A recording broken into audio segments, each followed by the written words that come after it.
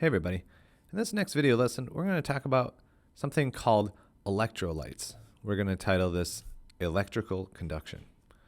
Now what is an electrolyte? You probably have heard this word before. The word electrolyte is in popular culture when discussing things like Gatorade or other electrolyte beverages like Powerade. Those things have stuff dissolved in it that will replenish the salt or ions that are lost during exercise. These substances indeed do have electrolytes, but what is an electrolyte? In a chemical way, or in a chemical definition, what is an electrolyte? An electrolyte is a substance that will conduct electricity when dissolved in water. So yes, Gatorade is an electrolyte. These are all electrolytes because if it's got substances dissolved in it, then it's an electrolyte, as long as the substances conduct electricity. More on that in a bit. Now, when discussing electrolytes, you need to know how much of the substance dissolves into water. If it dissolves completely, then we call that a strong electrolyte. You might be asking yourself, how do we know if it completely dissociates or if it completely ionizes in water?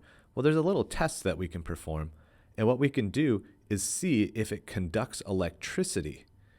There are multiple ways to show conduction of electricity, one of which is a electrical conductor that maybe has a beeper or a speaker on the end, and it beeps louder the more ionization occurs.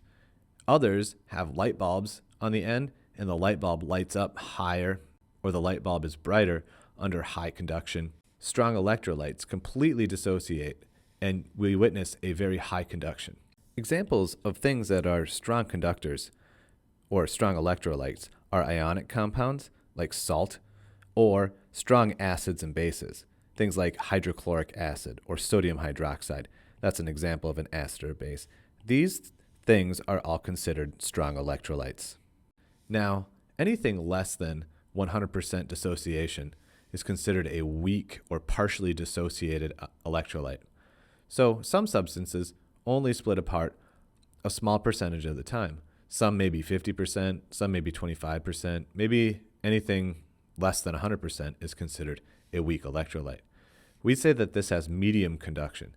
So if we perform the same test that we were talking about for the strong conductors, a weak electrolyte, because it partially dissociates, will only light up the light bulb a very little bit, or less bright than the strong conduction. Examples of weak electrolytes are things like weak acids and weak bases. Vinegar, for example, is a weak acid, and I'll show you here at the end of this video. But vinegar only lights up the light a little bit compared to something that's a strong acid like HCl, which lights up the light significantly. Finally, there are things that dissolve, but that do not conduct electricity. Now, these substances are still polar molecules, but they aren't ions. So things like sugar's a polar molecule. Alcohol is another polar molecule, but it doesn't ionize. And because it doesn't ionize, it doesn't have those positive and negative particles that allow for the electricity to flow through them. And if you don't have ions, you don't conduct electricity. So substances like this, you will see a polar molecule dissolve, but when the conductivity is tested, it will show no light. Here are a couple pictures on the bottom to kind of help illustrate what's happening on the particle level when we're talking about electrical conduction. A strong electrolyte has all ions. There is no substances that are undissolved. All the stuff that dissolves in a strong electrolyte results in ionization in the solution, as you can see in this example. Now, a weak electrolyte will all dissolve, but when it does dissolve, some of it splits up into ions, but some of it stays together. These are things that dissolve in water and partially ionize.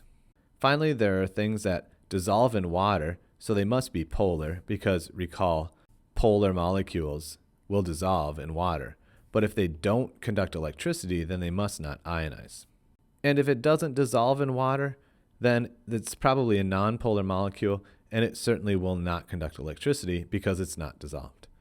Conducting electricity is an excellent way to distinguish whether or not a substance is a strong electrolyte, a weak electrolyte, or a non-electrolyte. Let's take a look at a few of examples of strong electrolytes, weak electrolytes, and non-electrolytes. I can show you how it conducts electricity and how some don't. Now I'm going to show you how the different substances conduct electricity differently depending on the strong, the weak, and the non-electrolyte. First of all, we're going to take a look at what distilled water looks like. There's nothing dissolved in here, and so you'd expect when I put distilled water in, nothing happens. No light bulb lighting up because there's no dissolved ions. No dissolved ions means not going to light up the light bulb. The next one I'm going to show you is 0.1 molar vinegar. Now vinegar, as we talked about, is a weak electrolyte. So it's dissolved, but it doesn't completely ionize.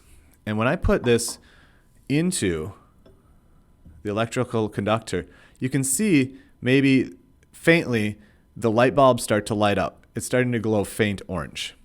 Hopefully you can see that in the video. Next, I'm going to do hydrochloric acid, HCl. This is considered a strong electrolyte. Now, just so you can tell that I'm not going to be doing any funny business, I'm going to rinse the electrodes with distilled water each time as to not contaminate the electrodes when I switch from solution to solution. So I'm just going to use the distilled water as the cleaning solution each time. So now I'm going to use the HCl. And I'm going to put the HCl, look how much more brightly it lights up the light bulb, because HCl is a strong electrolyte compared to vinegar, which was a weak electrolyte. Notice they're the same concentration, 0.1 molar, but because HCl ionizes completely, where vinegar only ionizes a little bit, it doesn't light the light bulb quite as much. I'm going to use the distilled water once again to rinse off the electrodes so I don't contaminate with my fourth and final solution. My fourth solution is sugar water. Once again, I mixed up 0.1 molar sugar water, that's sucrose in water, and when I put it in here, you can see that it does not conduct electricity because sugar, although polar and dissolves into water, does not form into ions, and so it does not conduct electricity.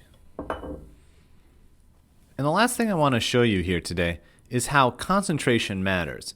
Once again, here's our 0.1 molar HCl. And when I put it under the conductivity tester, you can see that the light bulb lights up fairly brightly. But I now have a new solution that is 10 times stronger than 0.1 molar solution. This is 1.0 molar solution of HCl. And as you can see, when I test the conductivity, because the concentration increased 10 times, the brightness of the light increased considerably. So in summary, the concentration of the solution matters, and that will increase the conductivity if it has higher concentration. Well, that takes care of this video lesson. Thanks for watching.